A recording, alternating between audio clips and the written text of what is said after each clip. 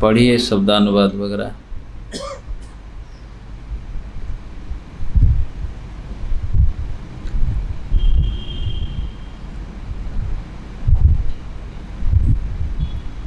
आहुः गोपियों ने कहा, च और ते आपका नलिन नाभ, हे भगवान जिनकी नाभि कमल के पुष्प जैसी है, पद अरविंदम चरण कमल, योग ईश्वरैः महान योगियों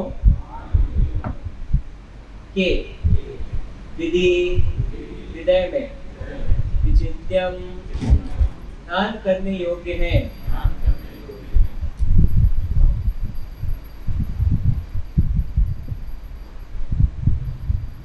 क्या हुआ?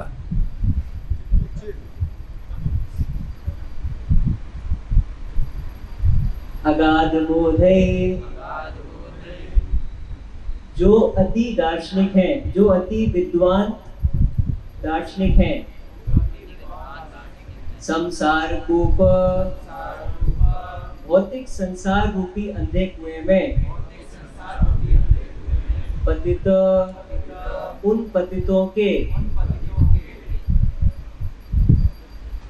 उत्तरण उद्धार के लिए अवलंबम एकमात्र आश्रय, ये हम पारिवारिक कार्यों में जुषाम व्यस्त अपि यद्यपि मनसी मनो में उदियात जागृत हो सदा सदा नह हमारे। अनुवाद। गोपियां इस प्रकार बोली, हे कमलनाभ, जो लोग भौतिक संसार रूपी गहरे कुएं में गिर चुके हैं, उनके लिए आपके चरण कमल एकमात्र आश्रय हैं। आपके चरणों की पूजा तथा उनका ध्यान बड़े बड़े योगी तथा विद्वान दार्शनिक करते हैं। हम चाहती हैं कि वे ही चरण कमल हमारे हृदयों में भी उदित हों। यद्यपि हम सभी गोपियां गृहस्थी के कार्यों में संलग्न रहने वाली सामान्य स्त्रियां हैं।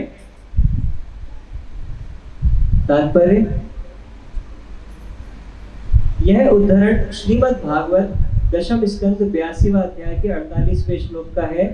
गोपियों को कभी भी कर्म योग, ज्ञान योग या ध्यान योग में रुचि नहीं थी।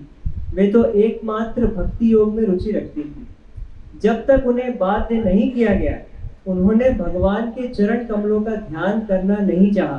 प्रत्युत वे उन चरण कमलों को अपने वक्ष स्थलों पर रखना चाहती थी।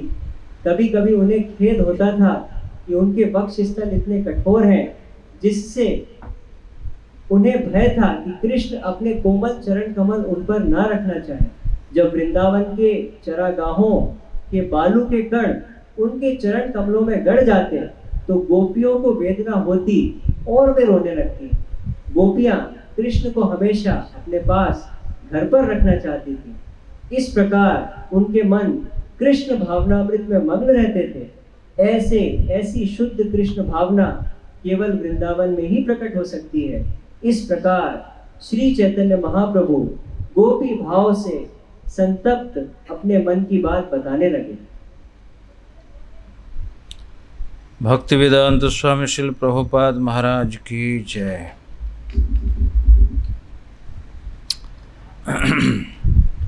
रथ यात्रा के अवसर पर हम सभी भगवान चैतन्य महाप्रभु की लीला का श्रवण कर रहे हैं।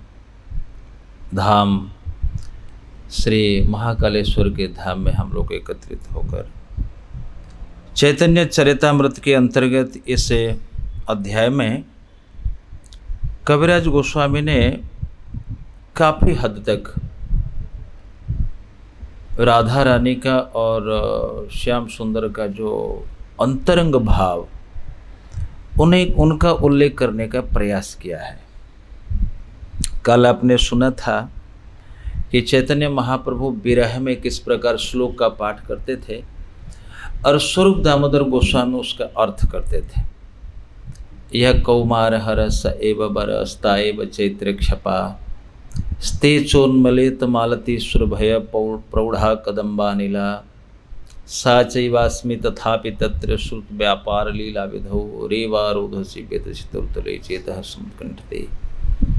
तो महाप्रभु ने इस श्लोक का पाठ क्यों किया, किस लिए किया, कोई नहीं समझता था स्वरूप दामोदर गोस्वामी के अतिरिक्त।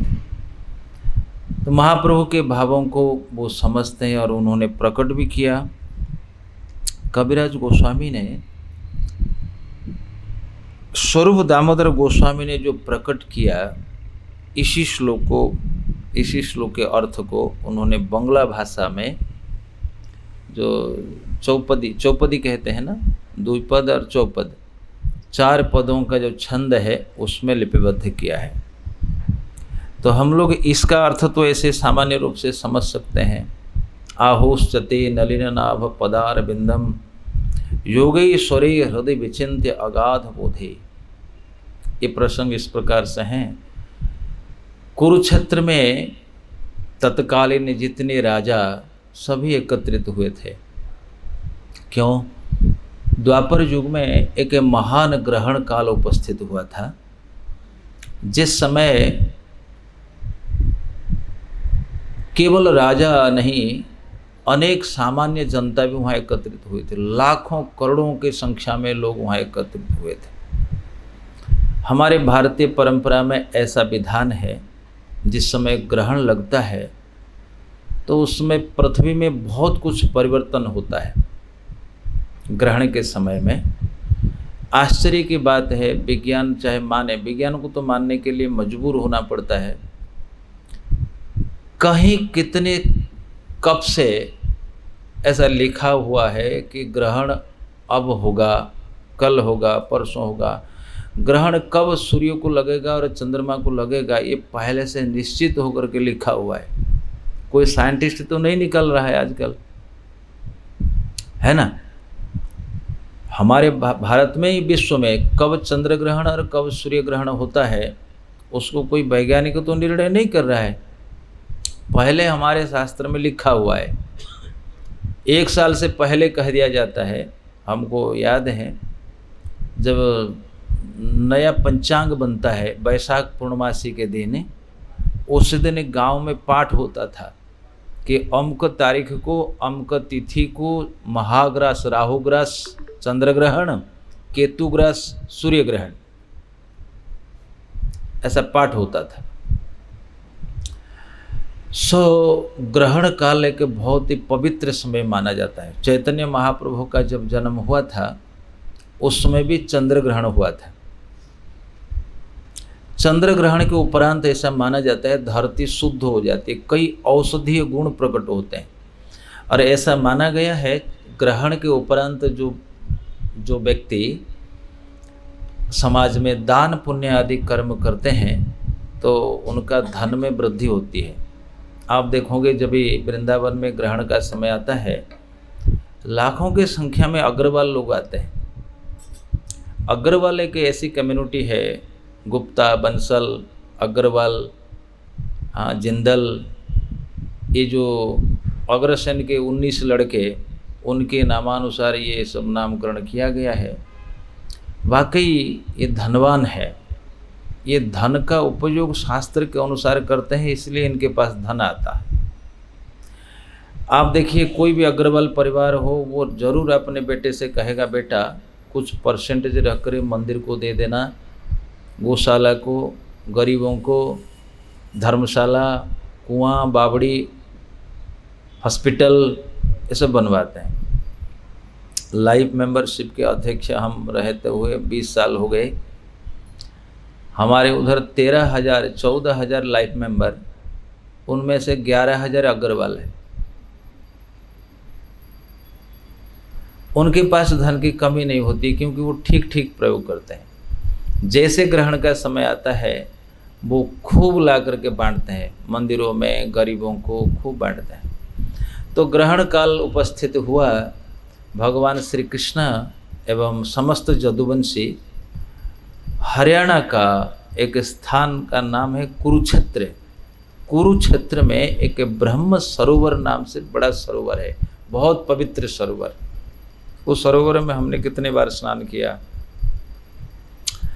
माना जाता है कि परम पावन स्थल, और उसी सरोवर के तट में सभी एकत्रित हुए थे। केवल कुरुवंशी नहीं, कुरुवंशी, जदुवंशी और जितने राजे उस समय, शाल्व, मागध, जितने भी राजे थे सब उपस्थित। जब नंद महाराज जी को पता चला कि कृष्ण बलराम द्वारका से पधारे हैं यहाँ कुरुक्षेत्र के लिए, तो उनको लगा वो तो द्वारका से पधारे हैं, हमारे लिए तो बहुत नज़दीक है। वृंदावन से कुरुक्षेत्र जाना कोई बहुत ज़्यादा दूर नहीं है। दिल्ली है 150 किलोमीटर, और वहाँ से पानीपत 100 किलोमीटर, 250 किलोमीटर, और वहाँ से कुरुक्षेत्र मेरे ख्याल में 70 या 80 किलोमीटर है।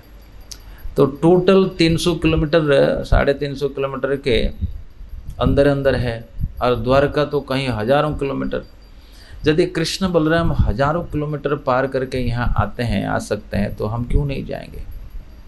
यशोदा, रोहिणी, नंद महाराज, उपनंद, जितने ब्रजवासी छकड़े तैयार करते हैं, दही, दूध, मक्खन, अपने गाय भैंस सब लेकर के चलते हैं। कहाँ? कुरुक्षेत्र के लिए। कान्हा से मिलने चले। कितना उत्साह। पिता माता अपने पुत्र से, प्रेमी अपने प्रेमी से, मित्र अपने मित्र से, सखा अपने सखा से, बंधु अपने बंधु से, माता अपने पुत्र से मिलने चले। ब्रज यात्रा, ब्रजवासी यात्रा कर रहे हैं कुरुक्षेत्र के लिए। तो वहाँ उपस्थित होते हैं, पहुँचते हैं और एक दूसरे से मिलते हैं। श्री कृष्ण की जो 16,108 रानियाँ वो ब्रजवासियों के साथ मिलती है। सब रानी आपस में बातें भी करती हैं, हमारी शादी कैसे हुई, हमारी शादी कैसे हुई, हमारी शादी। द्रौपदी से मिलते हैं, पांडवों से मिलते हैं। तो पांडव से द्रौपदी कहती है, जानते हो मैंने वैसे वैसे ब्याह नहीं किया था। कैसे ब्याह किया था? वो मेरे पिताजी ने एक ऐसा यंत्र बनाया था, एक मछली, वो एक चक्र, वो घूमता था, उसकी परछाई जल में पड़ती थी, और महावीर फाल्गुनी अर्जुन ने ऐसे ही जल में परछाई को देख करके बाण मारा, तब जा करके हमारा उनसे विवाह हुआ। ऐसे वैसे विवाह नहीं हुआ। आजकल का विवाह में फालतू का बनमाला वो सिस्टम चालू कर दिए, बिल्कुल बेफिजुल की चीज़ है। अरे स्टेज में तुम माला डालते हो, स्वयंवर, कौन सा वीर बन करके वो आकर तुम्हारी लड़की को ले रहा है? वो तो बकरी को देख करके डरता है। तो आप उसको पंडाल पे शेरवानी पहनवा करके और उसको कहते हो माला डालो। अरे ये कोई विधि विधान नहीं है, बेमतलब का चीज़ है। वो फालतू का स्टेज बनाते हैं, वो बिल्कुल गंदा, वो कुर्सियाँ, उसमें हजारों लोग बैठते हैं, कोई पवित्रता नहीं उसमें, के माला भाला का लेन देन होता है। बिल्कुल बेकार की चीज़ है। भारतीय लोगों में अंधता बहुत ज़्यादा बढ़ती चली जा रही है। इनमें तर्क शक्ति बहुत कम हो गई, लॉजिक जो है बहुत कम हो गई। वो भी बाथरूम में टिश्यू पेपर रखने लगे, हम भी रखने लगे। अरे भाई बाथरूम पे जाते हैं हम लोग को 4 बाल्टी पानी चाहिए, उनका तो ठंडा है -50 डिग्री, इसलिए टिश्यू पेपर में पोंछ पाछ करके सेंट लगाते हैं। तुम क्या करोगे? तुम काहे को रोकते हो? है कि नहीं? ये सोचने लायक की बात है। तुम्हारा टिश्यू पेपर से मतलब क्या है? लेकिन टिश्यू पेपर हम भी रखते हैं। माने वो गोरे जो भी करेंगे सब अच्छा है। भगवान ने उनको गोरा रंग दे दिया, जो भी करेंगे सब अच्छा है। वो कपड़ा फटा पहनने लगे, अब तुम भी पहन ले दो। हाँ, ये सब बहुत ही बेकार चीज़ है ये सब। सो हम ये कह रहे थे, द्रौपदी ने जब कहा, भगवान श्री कृष्ण की जो रानी है उनमें से एक रानी एक निकल कर, अरे तुम जानती हो तुम्हारी शादी क्या है? हमारे पति के, कृष्ण के साथ जब हमारा विवाह हुआ, हमारे पिताजी ने शर्त रखी थी कि 7 सांड रखा था। बोले 7 सांडों को उनके नाक में जो रस्सी लगा देगा उनके साथ मेरी लड़की का ब्याह होगा, है ना? तो यहाँ की एक लड़की थी उज्जैन की, उनका नाम था मित्रविंदा। मित्रविंदा का कैसे विवाह हुआ? हाँ जी, अपहरण कर, कुछ नहीं, और नहीं कुछ ना कुछ लड़ाई झगड़ा। मित्रविंदा वाला केस देखो, तो एक रानी दूसरे रानी के साथ ऐसे ही वार्तालाप कर रही थी, हमारा विवाह ऐसा हुआ, हमारा विवाह। रुक्मिणी कहती है, अरे तुम लोग ऐसा सोचते हो, हमारा तो विवाह करने के लिए, हमसे ब्याह करने के लिए शिशुपाल 8 दिन पहले टेंट लगवा दिया था, 8 दिन पहले। और केवल इतना नहीं, जितने राजे सब आए थे, और जरासंध उसको गोद में लिया था। जरासंध ने कहा था, जरासंध की तो पुरानी दुश्मनी कृष्ण से, तो शिशुपाल, यद्यपि जरासंध का पुत्र का नाम था सहदेवा, पर उन्होंने शिशुपाल को गोद लिया था। बोला बेटा तेरा ब्याह हम रुक्मिणी से कराएंगे। शिशुपाल को देख करके रुक्मिणी ने कहा, मैं भले ही मर जाऊंगी पर गीदड़ से ब्याहूंगी नहीं।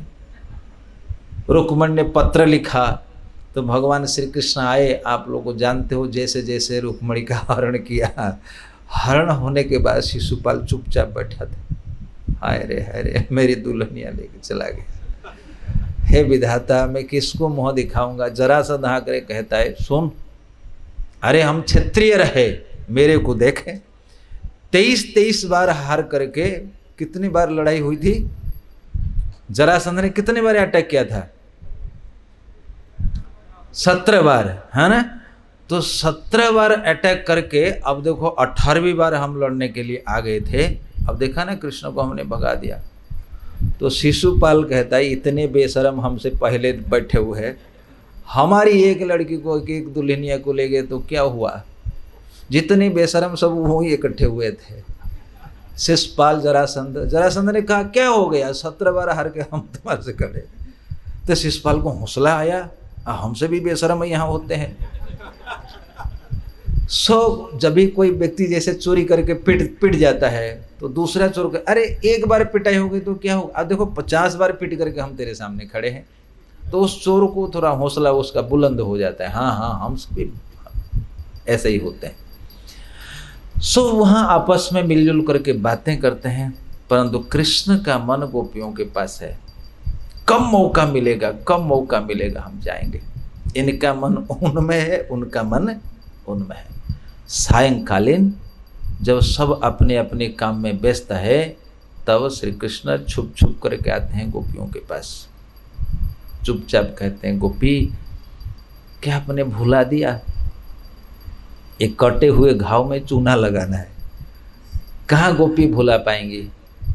100 बरस हो गए रोते रोते, ना आंखों से आंसू सूखे, ना दिल का दर्द मिटा। माँ पिता सभी दुखी है। ब्रज रो रहा था कृष्ण के बिना। तो उस समय श्री कृष्ण ने उनको उपदेश दिया, क्या गोपी तुम नहीं जानती, सर्वत्र पाणिपादम तत्सर्वतखि शिरोमुखम सर्वत्र श्रुतिमालोके सर्वम आवृत्य तिष्ठति सर्वेन्द्रिय गुणाभासम सर्वेन्द्रिय विवर्जितम विभक्तम, ऐसा कुछ श्लोक है, हाँ जो भी है। कहने का तात्पर्य है कि श्री कृष्ण सर्वत्र है, उनके पाणी पाद नेत्र सर्वत्र है। गोपी तुम्हारे पास मैं भी हूँ, ऐसा अनुभव करो, तो गोपियों को गुस्सा नहीं आएगा। अरे हमको पढ़ाते हो कि सर्वत्र मैं हूँ। अच्छा, सर्वत्र हवा है कि नहीं? हवा सर्वत्र है। तुम्हारे गाड़ी जब पंचर हो जाती है, कहो सर्वत्र हवा है, गाड़ी चल। सर्वत्र हवा है कि नहीं? जितने लोग कहते हैं भगवान सर्वत्र है, मंदिर क्यों जाएंगे? उनसे कहो सर्वत्र तो पानी है, जब प्यास लगती है हवा पी लो, प्यास बुझेगी। ये सब कुतर्क है। सर्वत्र पवन है, लेकिन पवन के मशीन के बिना पहिया में पवन नहीं जाएगा, है ना? सबको अनुभव है। उनसे कहो ना सीधा, तुम तो बड़े वैज्ञानिक दिखाते हो, तो हवा सर्वत्र है, भरो अपने पहिया में, टायर में। नहीं करा पाएगा। एक मशीन चाहिए, एक यंत्र चाहिए, वो फोर्स से उसके अंदर पवन भरेगा। उसी प्रकार सर्वत्र पानी है, लेकिन इस पानी से हमारी प्यास नहीं बुझेगी। सर्वत्र अग्नि है, उस अग्नि से हमारी रोटी नहीं सेकेगी। उसी प्रकार सर्वत्र हरि है, उस हरि से गोपियों का दुख नहीं जाने वाला। इसलिए गोपियों को प्रबल क्रोध आया, बहुत गुस्सा आया। अब हेरा पंचमी तो चली गई, हेरा पंचमी जो कथा तो हमने करी नहीं। हेरा पंचमी देखोगे लक्ष्मी को छोड़ करके जगन्नाथ जी आ गई, लक्ष्मी को बहुत गुस्सा आया। लक्ष्मी जी आकर के अपने पार्षदों के साथ जगन्नाथ जी का रथ तोड़ती है। कहते हैं ये रथ न रहेगा बांस न बजेगी बांसुरी, रथ बना करके तुम आ जाते हो और रथ को मैं तोड़वा दूंगी। तो लक्ष्मी जी का सेवक रथ तोड़ने लगती है। बाद में जब जगन्नाथ आते हैं समझाते हैं तो लक्ष्मी जी को बड़ा खेद होता है, दुख होता है। लक्ष्मी जी फिर राजमार्ग में नहीं जाती, पूरी में देखोगे कि गली है पीछे तरफ, नरेंद्र सरोवर के उस तरफ एक गली है। लक्ष्मी जी बड़दांड होकर के नहीं जाती, वो पतली गली होकर के चली जाती है। मैं मुँह दिखाने लायक किसी के पास नहीं रही। ये सब अद्भुत लीला। चैतन्य महाप्रभु इसी लीला को देख करके स्वरूप दामोदर से पूछे, अच्छा पूछो श्रीवास से, तुम्हारी लक्ष्मी यहाँ आई थी, यहाँ क्यों चली गई? और लक्ष्मी इतनी कुपित क्यों हुई? अरे यदि प्रेमिक चला गया तो प्रेमिका मान करती है, पर ऐसा अद्भुत मान संसार में हमने कभी नहीं देखा। एकदम नई बढ़िया इस्त्री किया हुआ साड़ी पहन करके चलती है पात्र मंत्री लेकर के, ये कौन सा मान है? बाकी ये सब जो रहस्य है ना, गुप्त में भक्तों के साथ चर्चा करनी चाहिए, बहुत ही गंभीर तत्व है। लक्ष्मी देवी का कैसा मान है, खैर वो तो अलग प्रसंग है। गोपियों को प्रबल क्रोध आता है ना। मानवती गोपी का एक प्रेम का एक भाव होता है मान, है ना। स्नेह मान प्रणय भाव महाभाव ये होता है। भक्ति की कितनी सीढ़ियां हैं गिनिए। आदो श्रद्धा तत साधु संग अथ भजन क्रिया, कितने हो गए? 3। अथ अनर्थ निवृत्ति स्यात् ततो निष्ठा रुचिस्ततः 6, है ना। अथासक्ति ततो भाव ततो प्रेमणा भुदांचति साधकानाम अयम प्रेमणः प्रादुर्भावे भवितक्रमा, कि प्रेम तक पहुंचने के लिए आपको 8 सीढ़ियों का अतिक्रम करना पड़ेगा। 9वीं भूमिका में प्रेम है, पर प्रेम का जो विस्तार आगे होने लगता है, ये प्रेम के बाद क्या है? स्नेह, मान, प्रणय, राग, अनुराग, भाव, महाभाव। कितने हो गए? ये हो गए 9, और ये हो गए स्नेह, मान, प्रणय, राग, अनुराग, भाव, महाभाव, यानी कि 9 7 16 सीढ़ी पे, उसके अंतिम सीढ़ी में चैतन्य महाप्रभु का भाव था। महाभाव स्वरूपिणी राधा ठाकुरानी, ये मनुष्य के कल्पना के अतीत है। प्रेम तक पहुंचना बहुत मुश्किल है, प्रेम तक। और गोपी तो भाव में रहती थी, महाभाव, उनका राग, अनुराग, मान, प्रणय, ये अनेक भक्ति रसामृत सिंधु में वर्णन है। वो मान विचित्र मान था। प्रेमिका के मान 2 प्रकार के मान है, एक दक्षिणा वाले, एक बामा वाले। जैसे सत्यभामा है, सत्यभामा जो मान करती है वो सीधे सीधे ऐसा नहीं है, वो बिल्कुल टेढ़ी टेढ़ी बात बोलती है। पर रुक्मिणी जो मान करती है वो बिल्कुल चुपचाप रहती है, आंखों से आंसू बहा करके। तो भगवान को रुक्मिणी वाला मान अच्छा नहीं लगता, उनको सत्यभामा वाला मान अच्छा लगता। तो घर गृहस्थ में थोड़ी बहुत मिर्ची मसाला होना चाहिए, झगड़े बीच बीच में होना चाहिए, नहीं तो सीधा साधा गृहस्थी बहुत अच्छा नहीं लगता, बीच बीच में थोड़ा लड़ना चाहिए। सत्यभामा का मान, रुक्मिणी का भाव, रुक्मिणी का मान को भगवान ने एक बार परीक्षा ली। रुक्मिणी, शिशुपाल जैसे महान योद्धा आपसे ब्याह करने के लिए आए थे, तो आपने ब्याह क्यों नहीं किया? तुम नहीं जानते हमारी कोई जात नहीं है, रण छोड़ करके हम लोग भाग गए, सागर में छुप करके बैठे हुए, हमारे बाप का नाम कोई पता है ना माँ का कोई पता है। रुक्मिणी को लगने लगा ये बात क्यों कह रहे हैं आज। और रुक्मिणी की बात कब कह रहे थे? जब अनिरुद्ध का जन्म हो चुका था, नाती पोते हो गए थे, बाहरे रसिक। अरे रसिक, तुमको मजाक करना था तो पहले 1-2 साल में मजाक होता है पति पत्नी में, जब नाती पोते हो गए फिर उस समय रसीला भाव अच्छा नहीं लगता।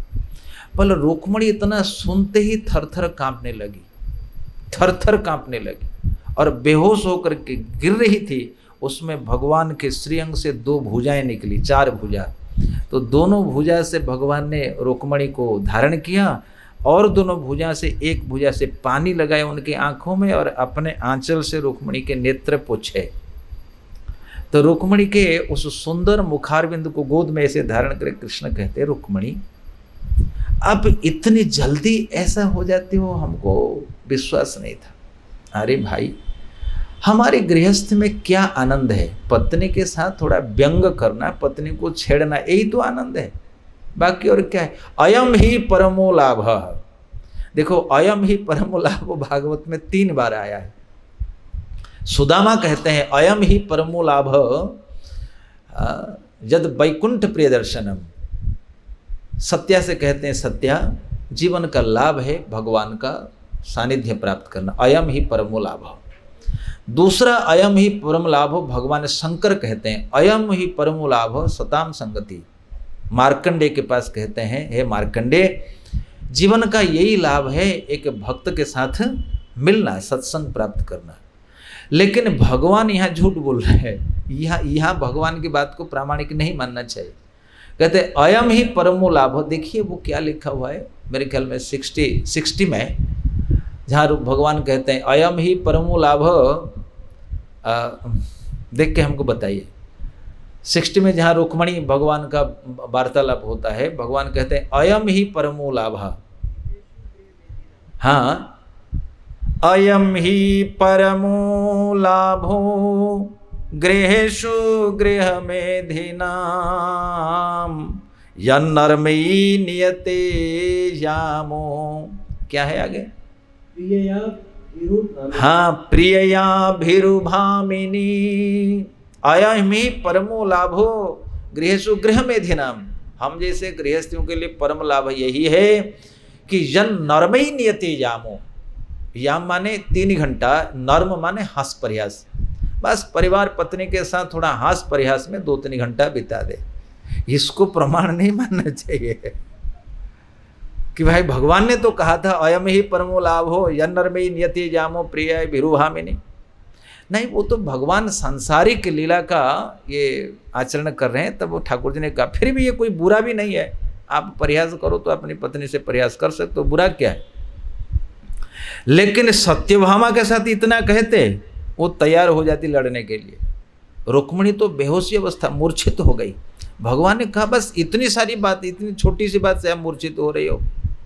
वो दक्षिणा कुटिक, पर राधा रानी तो बामा है, वो श्री कृष्ण को ऐसे छोड़ने वाली नहीं है।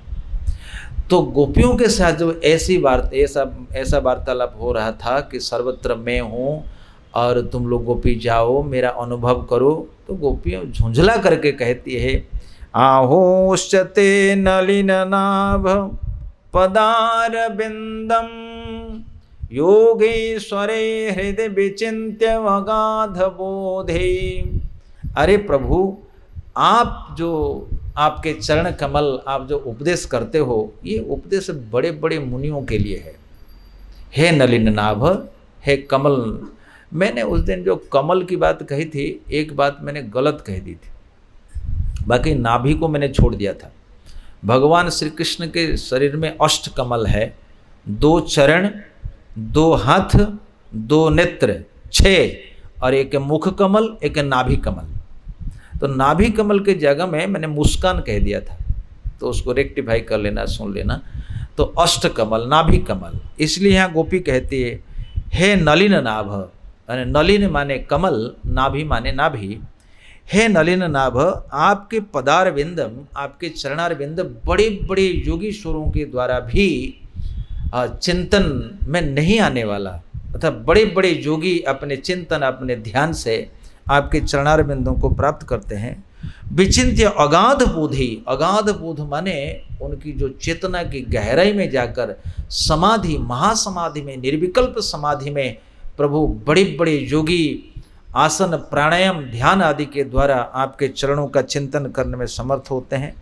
लेकिन कृष्ण क्या तुम नहीं जानती, हम तो गोबर थपने वाली, हम तो भिलनियाँ हैं, हम तो अहीर बालाएं हैं, हम तो कृषक कन्याएं हैं, हम कहाँ योगेश्वरों की भांति वो योग कर पाएंगे।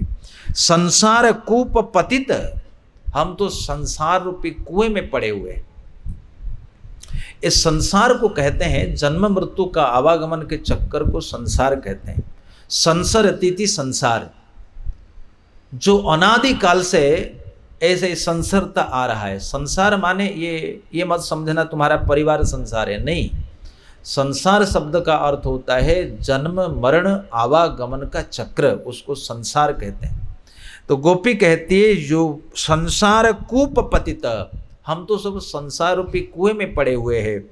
और तरणावलंबम, आपके चरण कमल केवल हमारे जैसे संसारी जीवों को पार लगाने के लिए अवलंबन मात्र है, नौका है। गेह जुषामपि मनसी उद्यात सदा नहा, प्रभु आपके चरण कमल हमारे मन में सदा उदित रहे, बस यही हम चाहते हैं।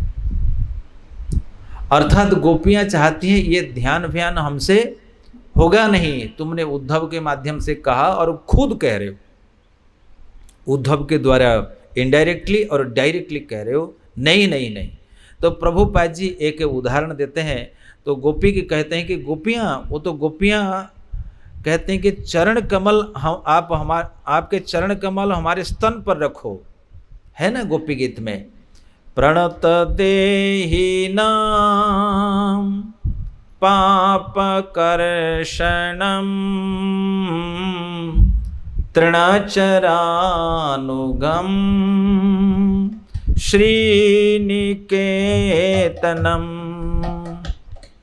फणिफणार्पितं ते पदाम्बुजं कृणुकुचेषु न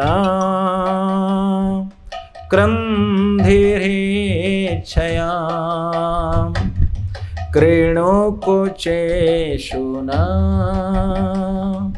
क्रन्धिरेच्छया। हे कृष्णा, प्रणत देहिनाम पाप कर्षणम, जो प्रणत हो जाता है, जो आपकी शरण में आ जाता है, उनके संपूर्ण पापों को आप निष्कासित कर देते हो, नष्ट कर देते हो। और तृणचरानुगाम, आप गो बछड़े गाय और बछड़ों के आप पीछे पीछे चलने वाले हो। श्री निकेतनम, आप लक्ष्मीपति हो, आप लक्ष्मीपति हो करके भी गौओं के पीछे पीछे चलने वाले हो, भागने वाले हो, गोचारण करने वाले हो, आप ग्वाले हो। शरणागतों के पापों को समूल विनाश करने वाले हो। फणि फणार्पितम ते पदाम्बुजम, हे प्रभु आपके चरण कमल, काली नाग का दमन किया था, काली के फण पर नृत्य करने वाले हे प्रभु श्रीहरि, आपके वो चरण कमल हमारे स्तनों पर रखिए।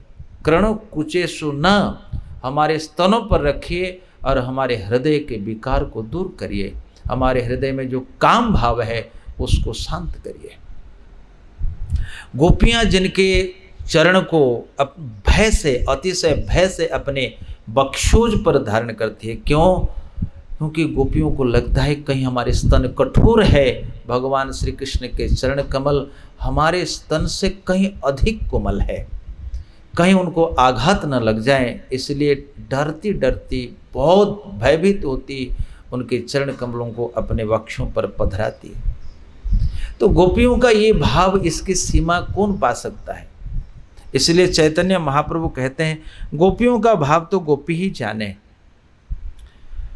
अन्निर हृदय मन मोर मन वृंदावन, मने बने एक करी जानी, ताहा तुम्हार पद द्वय करा यदि उदय, तबे तुम्हार पूर्ण कृपा मानी।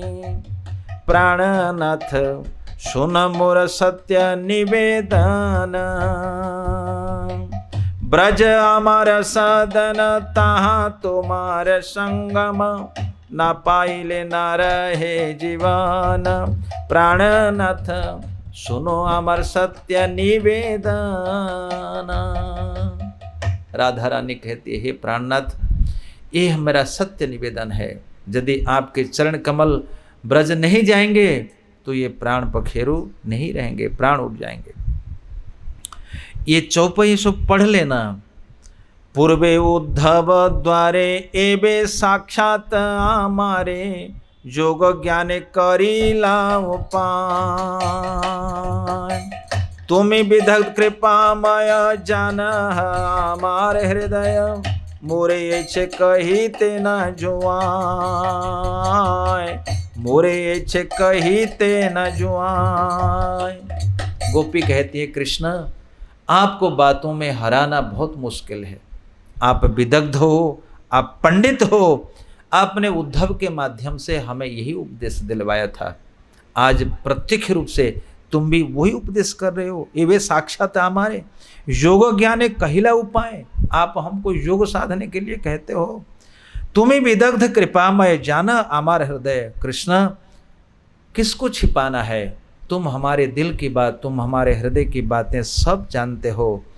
मोरे ऐसे कहते ना जुआए। राधा रानी कहती है, कृष्ण तुमको हमसे ऐसा कहना नहीं चाहिए।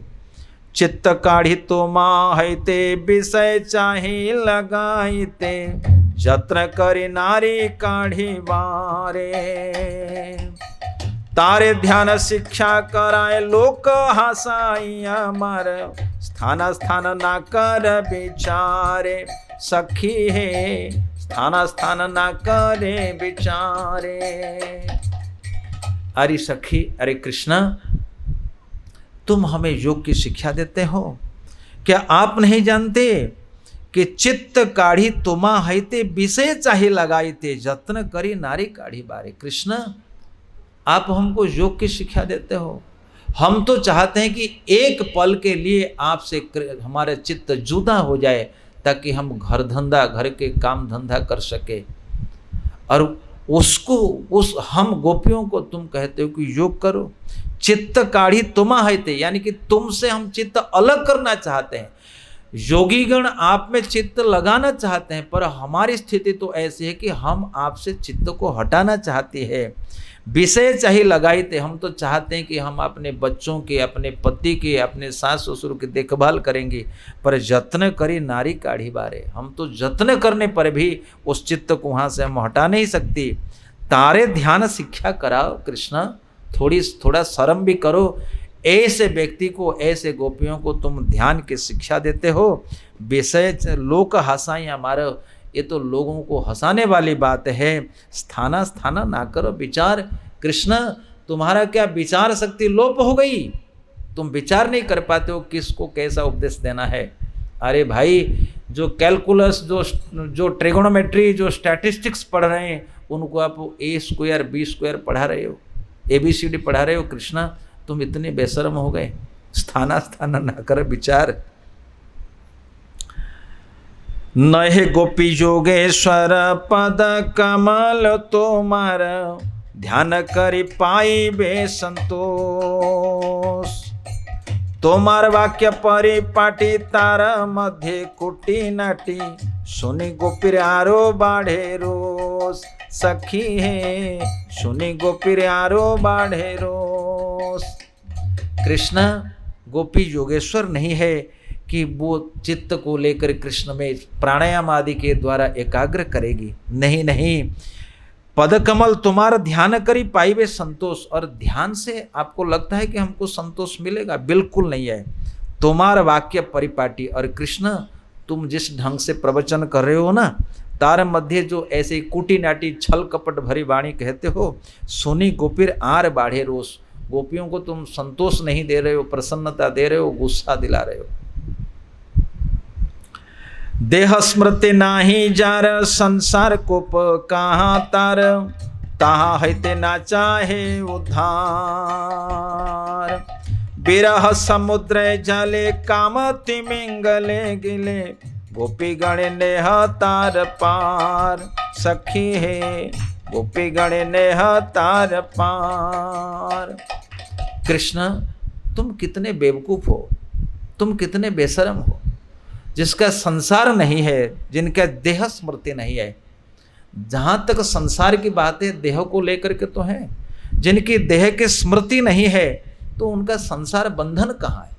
यहाँ जो गोपियाँ कहती है संसार कूप पतित तृणावलंबम, ये सामान्य उपदेश है, गोपियों का थोड़ी ना संसार है। गोपी तो संसार और शरीर से परे है। तो गोपी स्वयं यह कह रहे हैं देह स्मृति नहीं जार, संसार कूप कहाँ तार। जिनको अपने देह का स्मरण नहीं हो रहा है, और वो संसारी थोड़ा ना हो सकता है उसको ध्यान करने के लिए तुम कह रहे हो। ताहा हैते नाचाए उद्धार, कृष्ण संसार से हम अपना उद्धार नहीं चाहते, फिर क्या चाहते हो। बिरह समुद्र जले काम तिमिंगल गिले, कृष्ण तुम्हारा जो विरह है, तुमसे बिछुड़ करके जो विरह है, वो विरह इतना बढ़ चुका है, वो कोई मछली नहीं, कोई मगर नहीं, वो तिमिंगल का रूप धारण किया है। बिरह समुद्र जले काम तिमिंगल गिले, गोपी गणे नेह तार पार, गोपी और जीना नहीं चाहती है।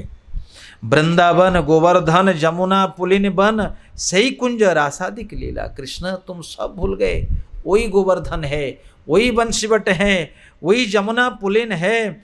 इन रासों में, इन कुंजन में जो हम रास लीला करते थे, सही ब्रजर जन गण माता पिता बंधु गण, बड़ चित्र के मने पासरीला, विदग्ध मृदु सद्गुण सुशील स्निग्ध करुण, तुम्ही तुमर नाही दोषाभास,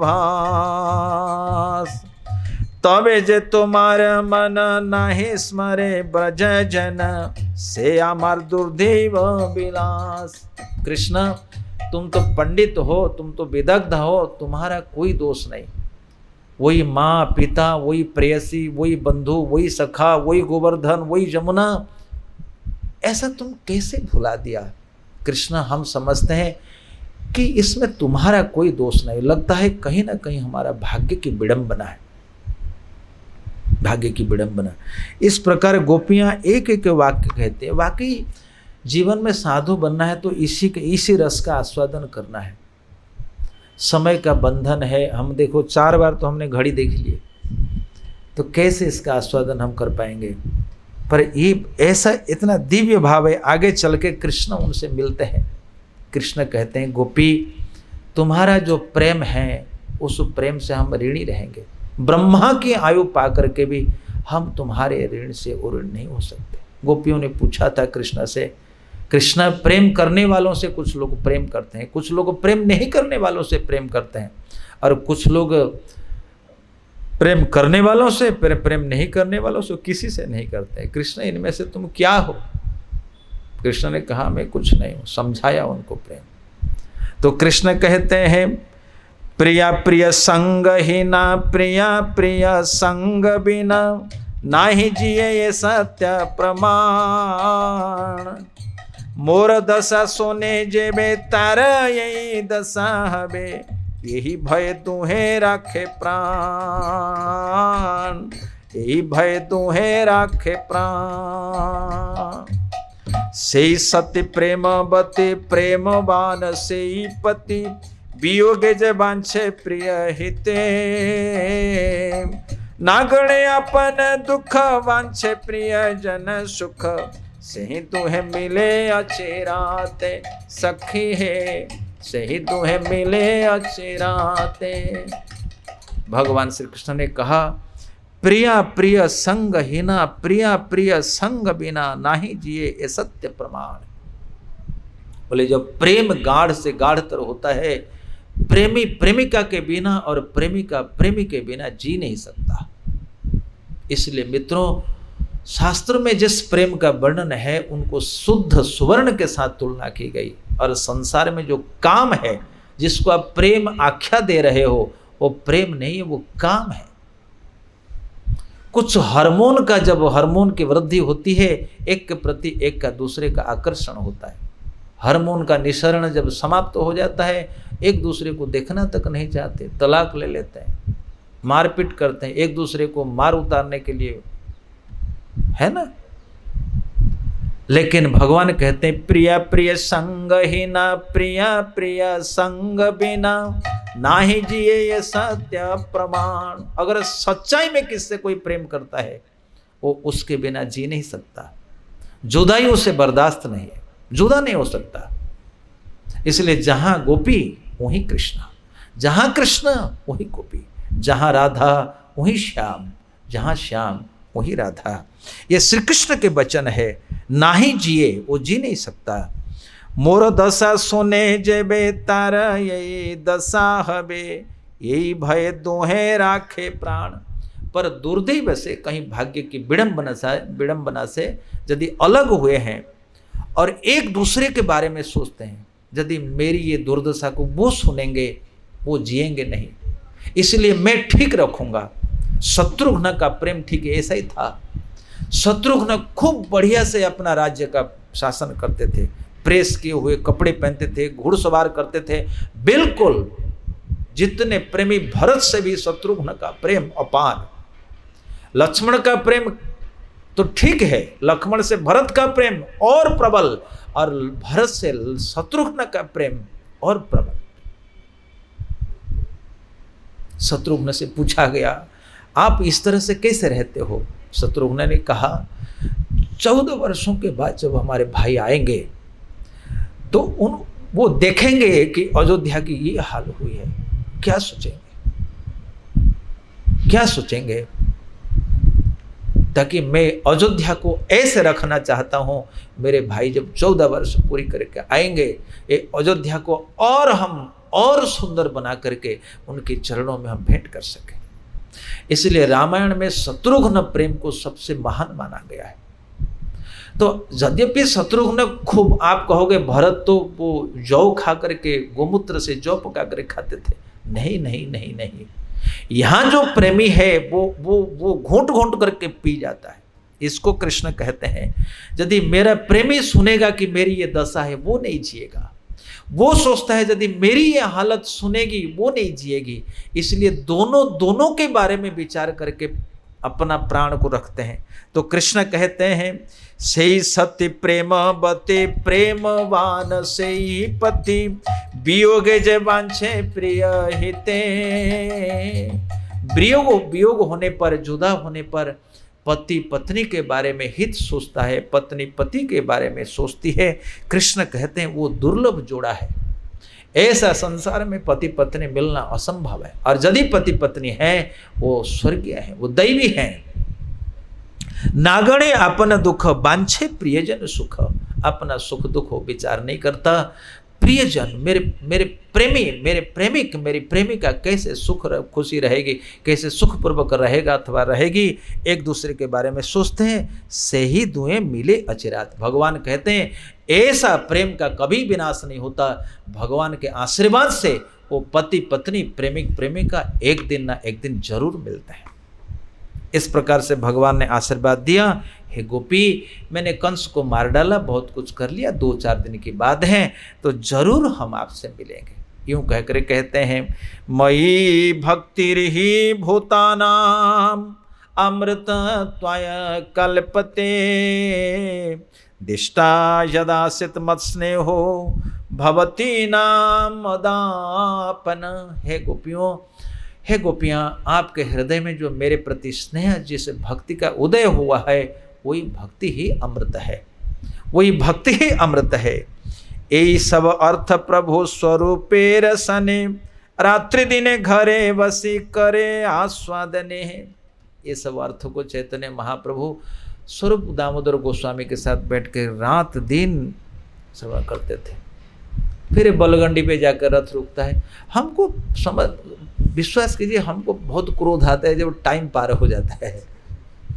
हमें इतना क्रोध आता है, लगता है कि माइक फाइक फेंक दे, टेबल पटक दे। सही में जैसे गोपियों, खैर गोपी प्रेम तो नहीं है, लेकिन हमें प्रबल क्रोध आता है। अब देखो, एक श्लोक नहीं कहे तो खत्म हो गया टाइम,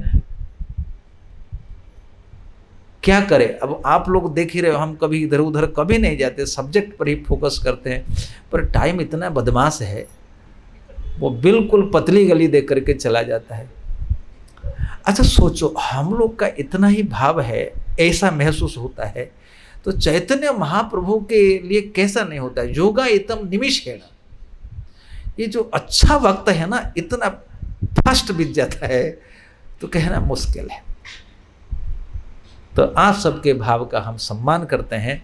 आज भागवत कथा का अंतिम सत्र है सायंकालीन ठीक 5 बजे, और हमें कहा गया प्रभु जी 7 बजे खत्म करना है वो गौर आरती। क्या करेंगे, ध्रुव महाराज जी की स्तुति नहीं हुई है, भगवान वरदान देंगे। आप लोग जानते हो भागवत का एक एक श्लोक कितना भी संक्षेप करो, आप देखिए 12 श्लोक, और प्रभुपाद जी कहते हैं स्तुति में ही भागवत का रहस्य प्रकट होता है। श्री श्रीधर स्वामी लिखे हैं ये 12 श्लोकों नहीं, ये 12 आदित्य है, समस्त भागवत का रहस्य है। भक्ति का वर्णन, भगवान का वर्णन, वरदान का वर्णन, अनेक अनेक है, परमात्मा का वर्णन, संतों का वर्णन, सत्संग का वर्णन, एक एक श्लोक का अर्थ एक एक। तो हम 1 घंटे में, 1.25 घंटे में कहाँ तक कहेंगे। तो ये एक दुख भरी ये दुख भरा दास्तां ये हमारा है। कहीं भी जाते हैं समय की बड़ी किल्लत है, समय चला जाता है, घंटा 1.25 घंटा। इसके लिए तो आप देखो महाप्रभु तो समय के बंधन में नहीं थे, रात्र दिन है, उनके लिए 24 घंटे पड़े हैं। और निक्कम में 2 थे, रामानंद पटनायक और स्वरूप दामोदर। भगवान ने कहा क्या नौकरी करते हो, छोड़ करके इधर आ जाओ। रामानंद राय आ गए और स्वरूप दामोदर तो आ गई, शुद्ध ब्रजवासी। चैतन्य चरितामृत ऐसा ग्रंथ है, भागवत और भागवत से अलग नहीं है। I never consider this is different from Bhagavat, this is the expansion, ये भागवत का एक्सपेंशन। ठीक है, हरे कृष्णा। सो आप लोग गंभीर मत होइए। सो उस धरातल से नीचे धरातल पर आइए। कोई प्रश्न है तो पूछिए। एक प्रश्न है कि भक्त कह रहा था जिसको प्रसाद पाना ही चाहिए, हमारे लिए तो अरुणाक्ष प्रभु के रूप में प्रसाद रहेगा। सो आप लोगों को चिंता, आपकी चिंता हमको होती है, तो कृपा करके जिनको प्रसाद की चिंता है वो पधारिए, और जिनको प्रसाद की जिनके लिए व्यवस्था है वो यहीं बैठिए, प्रश्न उत्तर करिए, हम 9:30 बजे छोड़ेंगे। यस, नवविधा भक्ति का जो 8वां जो सोपान वो भाव है, उसके बाद प्रेम। हाँ, प्रेम का भी जब अपने एक्सपेंशन कहा, वहां में भी भाव है, महाभाव है। ये जो भाव और वो भाव दोनों में अंतर क्या है? वो गाढ़ होता है, वो गाढ़ होता है। इसी को कबीराज गोस्वामी ने कहा गुड़, शर्करा और खांड, जब मिश्री खांड होता है ना, श्रद्धा जो है प्रेम वही है, पर वो हल्का है। बिना प्रेम की श्रद्धा भी नहीं होगी, बिना प्रेम का भजन भी नहीं होगा। ये मत समझिए कि कोई डेड लाइन है, एकदम लाइनिंग ऐसा हुआ है, लोहे की दीवार खड़ी है, ना ना ना। ये सब जो भाव हैं वही प्रेम है ना। वो जो और परिपक्व हो जाता है उसको प्रेम कहते हैं। स्नेह मान प्रणय, स्नेह माने चिकनाहट। प्रेम की परिभाषा क्या है? क्या प्रेम की परिभाषा है? सम्यक मश्नुतो स्वान्तः ममत्व अतिशयांकितः, है ना। भाव से एव सांद्रात्मा बोधे प्रेमा निगद्यते। ये प्रेम के तटस्थ लक्षण और प्रेम का स्वरूप लक्षण। प्रेम का स्वरूप लक्षण क्या है? अनन्य ममता विष्णु, विष्णु के प्रति गहरी ममता है। जगन्नाथ मेरे है, मेरापन जो है ये प्रेम है। तो भाव में, महाभाव में राधा रानी कहती है आश्लिष्य व पादरताम पिनष्टुमा अदर्शनात् मर्मताम कुरुत्वा। भाव स्तर पर एक प्रेमिका के लिए एक सबसे खतरनाक स्थिति क्या जानते हैं? आप लोगों ने प्रेम किया है कभी? देखो कभी कभी हम ऐसा पूछना पड़ता है, ये हम बिल्कुल निष्कपट रूप से, जिन्होंने प्रेम नहीं किया ये इस बात को नहीं समझ पाएगा। प्रैक्टिकलिटी में एक प्रेमिका के लिए यदि अपना प्रेमिक उसको छोड़ करके दूसरे किसी के प्रति अट्रैक्ट हो रहा है, उसके लिए वो मरणांतक है। कभी कभी इस केस में प्रेमिका प्रेमिक को मौत के घाट उतारती है कि नहीं? बहुत क्रोध आता है। लेकिन राधा रानी कहती है, जब राधा रानी को पता चला चंद्रावली कुंज में श्री कृष्ण है, राधा रानी ये नहीं कहती। राधा रानी कहती आश्लिष्य व पादरताम पिनष्टुमा अदर्शनात् मर्महताम करो तुबा। कृष्ण यदि चंद्रावली के कुंज में भी आपकी प्रसन्नता है तो ठीक है, जाइए। आप हमारा आलिंगन करें या हमको चरणों से ठुकरा दे, हमें दुत्कारे, फिर भी तबो आमार प्राणनाथ। तो ये भाव तक पहुंचना, ये राधा रानी पहुंच सकती है, सामान्य प्रेमी नहीं पहुंच सकता है।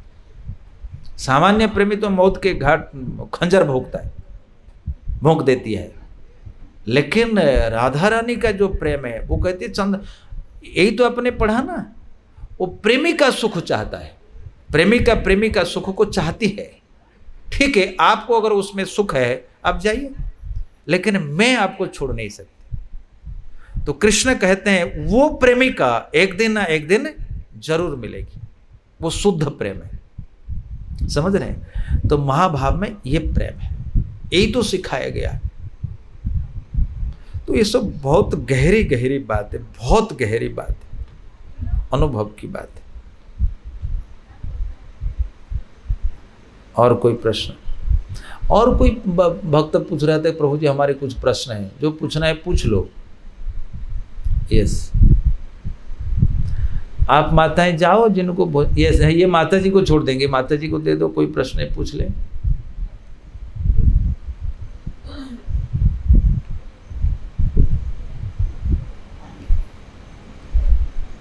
हरे कृष्ण जी, तो जब कृष्ण से अगाध प्रेम अपना हो जाए, लेकिन भौतिक संसार में कुछ बंधन ऐसा रहता है कि अपन उसका पूरा प्रेम नहीं बांट सकते, तो उससे कैसे किया जाए कि अपन उनकी भक्ति में लीन हो जाए? देखो, यही तो प्रमाण है ना कि आपके गला में दर्द है, आपके कंठ में, आपके नेत्रों में आंसू है, प्रेम तो है ना। तो आप तो ये भी तो चाह रहे हैं ना कि बंधन छूटे।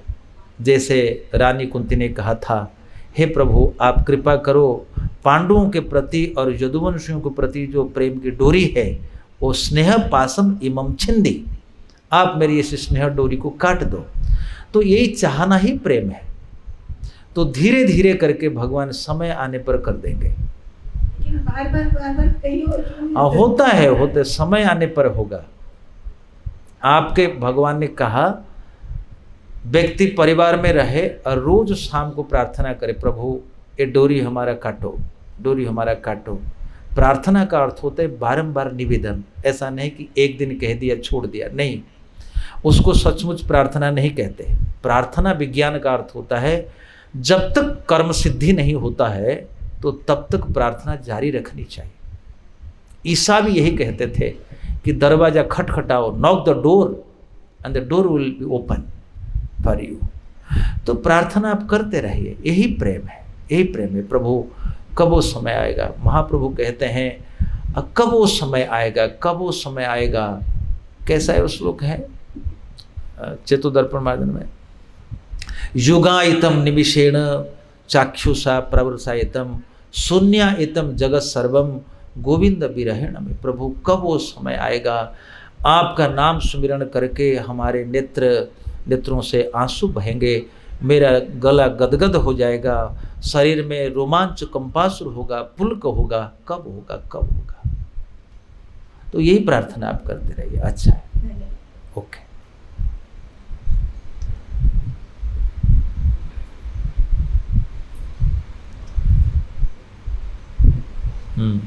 हरे कृष्ण प्रभु जी, आपने प्रार्थना का बारे में जो बताया, तो भागवत में तो कोई सारी प्रार्थना है, कौन सा प्रार्थना सबसे उत्कृष्ट महारानी का? नहीं नहीं, ऐसा नहीं। आपके भाव को आप देखिए, कुंती अपने स्तर से स्तुति कर रही है, ब्रह्मा जी अपने स्तर में स्तुति कर रहे हैं, है ना। प्रत्येक व्यक्ति का स्तर अलग अलग होता है। आपको आपका स्तर क्या है? प्रार्थना बिल्कुल निजी वस्तु होती है, प्रार्थना सिखाई नहीं जाती, निजी वस्तु। ध्रुव महाराज जी का अपना निजी भाव था कि हमको धन चाहिए। गजेंद्र का अपना निजी भाव था, प्रभु इस विपत्ति से हमारा उद्धार करो, उद्धार करो। गजेंद्र बार बार कहता है, प्रभु इस विपत्ति से, केवल विपत्ति से नहीं, हाथी शरीर ही मुझे नहीं चाहिए। हाथी शरीर, आप गजेंद्र स्तुति पढ़िए और गजेंद्र कहते हैं मुझे हाथी शरीर नहीं चाहिए। तो आपकी निजी बात यह है प्रार्थना। पर सामान्य जो प्रार्थना है, भगवान से यही स्तुति करनी चाहिए, प्रभु आपकी भक्ति मिले, हमारे मन में वैराग्य हो, संसार जो असार है उसके प्रति हमारे मन में वितृष्णा का भाव हो। वैराग्य विद्या निज भक्ति योगम, वैराग्य विद्या निज भक्ति योगम, शिक्षार्थ में को पुरुष पुराण, श्री कृष्ण चैतन्य शरीरधारी, कृपाम्बोधिर्यस्तमहं प्रपद्ये। सार्वभौम की स्तुति अलग है, जगदानंद की स्तुति अलग है। तो आप अपने हृदय को देखिए, आपके भीतर क्या है। अगर काम है तो भगवान से प्रार्थना करिए, प्रभु इस विकार से हम ग्रस्त है, आप हमारे भीतर से ये दूर करिए। यदि लोभ है तो हटाइए। एक संत ने कहा, काम ही नारी प्यारी जिमी, लोभ ही प्यारी जिमी दाम, तिमि रघुनाथ निरंतर, प्रिय लागो मोहि राम। हे प्रभु, जैसे कामी को नारी प्यारी होती है, जैसे लोभी को धन प्यारा होता है, ऐसे आपका नाम हमें सदैव अच्छा प्यारा लगने लगे। हरे कृष्णा कृष्ण कृष्ण हरे हरे, हरे राम राम राम। तो आप निजी प्रार्थना आप सोचिए, व्यक्तिगत है। अरे भागवत में वैसे अनेक प्रार्थना है, स्तुति है, आप पढ़िए, आपको जो अच्छा लगे वो करिए। उत्तरा की स्तुति, कुंती स्तुति, भीष्म स्तुति, एक से एक बढ़कर, ब्रह्मा जी की स्तुति, ध्रुव जी की स्तुति, प्रहलाद जी की स्तुति, अनेक। आपको कौन सी स्तुति अच्छी लगती है?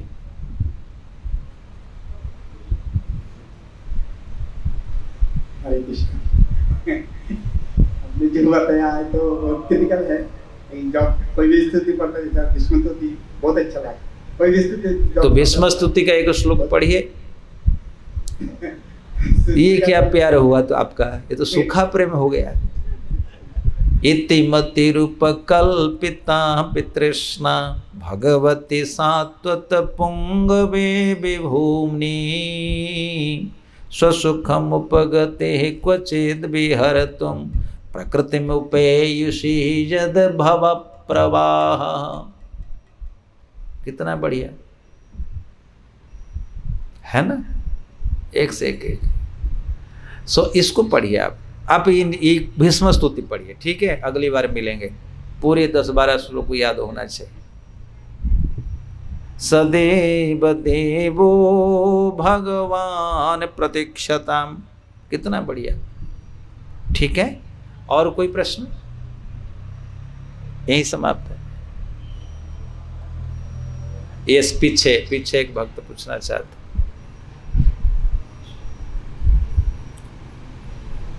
आज कपड़े रखे भागवत में, हमको अच्छा लगा। मैंने कहा ऐसे कोरा भागवत, देखो भागवत और भगवान में कोई अंतर नहीं।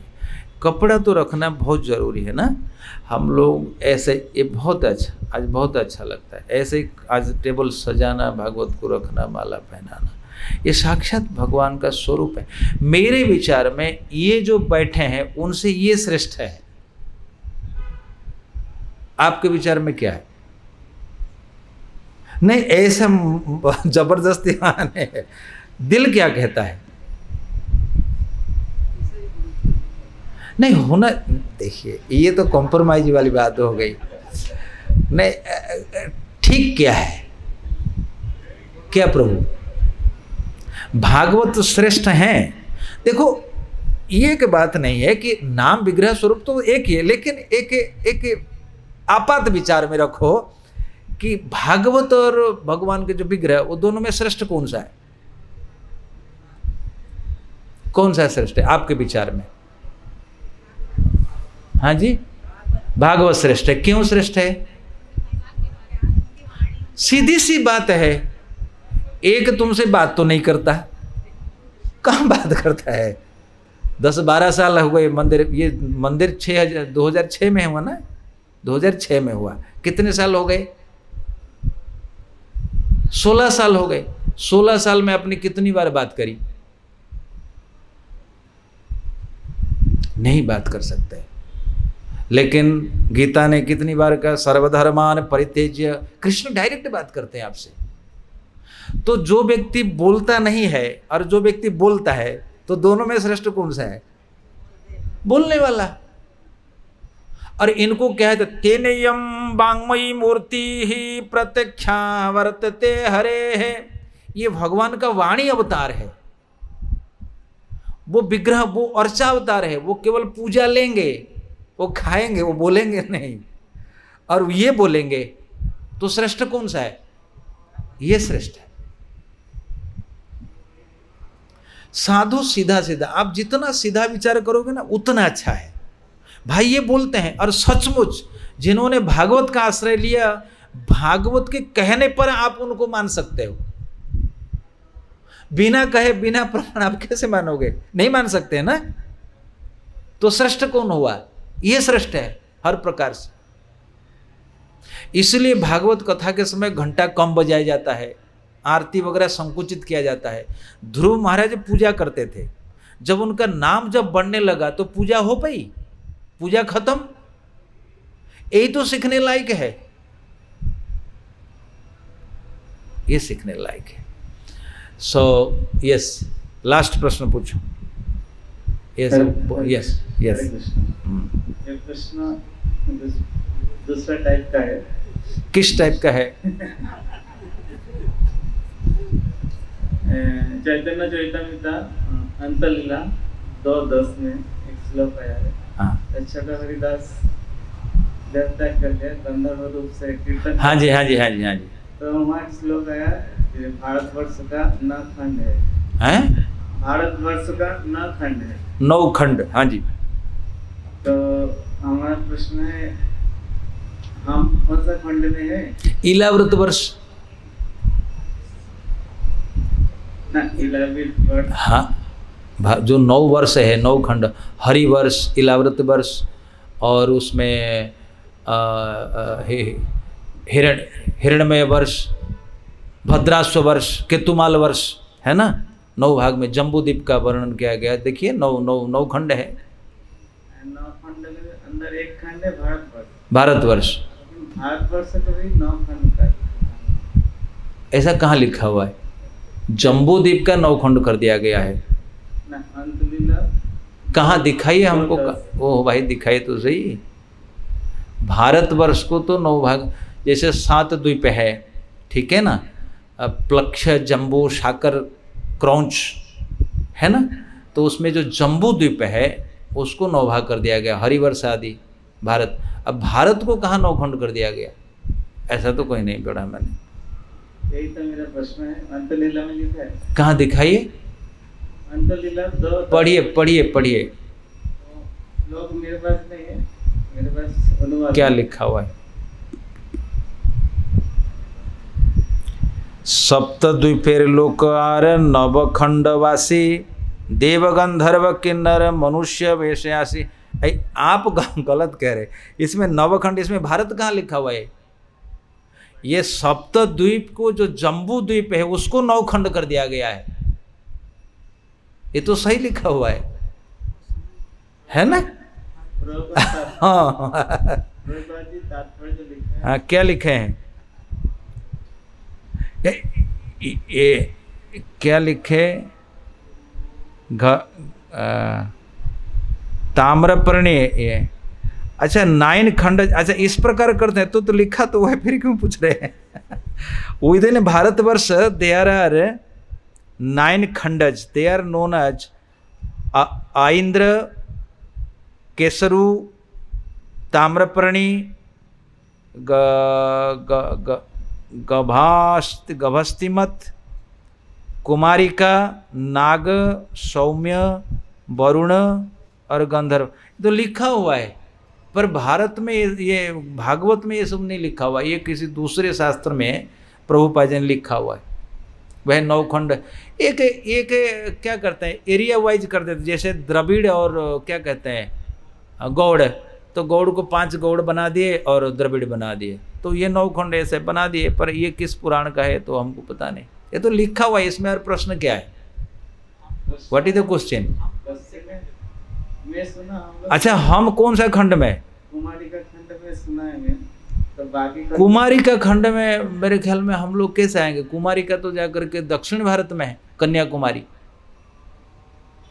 ये तो जिस पुराण में है, देखिए ये प्रभुपाद जी ने लिखा है, यहाँ पर 9 खंड है, लेकिन इसमें कौन सा खंड में हम लोग का है ये तो हमको पता नहीं। प्रभुपाद जी ने क्यों नहीं लिखा, उनसे पूछना पड़ेगा, भाई आप ही बताओ। आपने ये लिख दिया तब तो प्रश्न आया। ये कोई ना कोई पुराण में होगा, तो देखेंगे, अगली बार को कोशिश करेंगे किस खंड में हम है। एक बार एक व्यक्ति ने पूछा, हम सचमुच हम सुदामा की कथा कर रहे थे, प्रभु जी वो सुदामा के पिताजी का क्या नाम है? तो मैंने कहा वो तो नहीं लिखा गया है। सुदामा के पिता की जरूरत अगर वेद व्यास को होता वो तो जरूर लिख देते। यहाँ सुदामा की भक्ति के बारे में बात, अब उसके बाप का नाम मान लीजिए ये 9 खंड में किसी खंड में हो जाएगा तो उससे लाभ क्या होगा हमारा? है मान लीजिए आइंद्र खंड में हमारा घर है, ठीक है, आइंद्र खंड, तो उससे क्या होगा? उसे कुछ तो होगा नहीं। ठीक है प्रभु, तुम्हारा घर किधर है बताओ? किस जगह में? आपका जन्म स्थान? मेरा पूर्व जन्म स्थान है हावड़ा जिला, उदयनारायण थाना। किधर पड़ता है वो? आमता, तारकेश्वर। अरे वो थोड़ा ही बताया जाता है, वो डिस्ट्रिक्ट बताए वो ये हावड़ा जिला। हाँ, हावड़ा माने वेस्ट बंगाल। तो वेस्ट बंगाल इसमें से कौन सा खंड में है? वो पहले वो पता कर लेंगे, फिर देखेंगे उज्जैन कौन सा खंड में आता है। अरे कृष्ण, ऐसा प्रश्न ना करो, कोई प्रश्न थोड़ा मजबूत प्रश्न होना चाहिए। हरे कृष्ण। ठीक है, कोई बात नहीं। जगत गुरु श्रील प्रभुपाद महाराज की जय, जगन्नाथ स्वामी की जय, भागवत कथा महामहोत्सव की जय, गौर प्रेमानंदे हरि हरि बोल।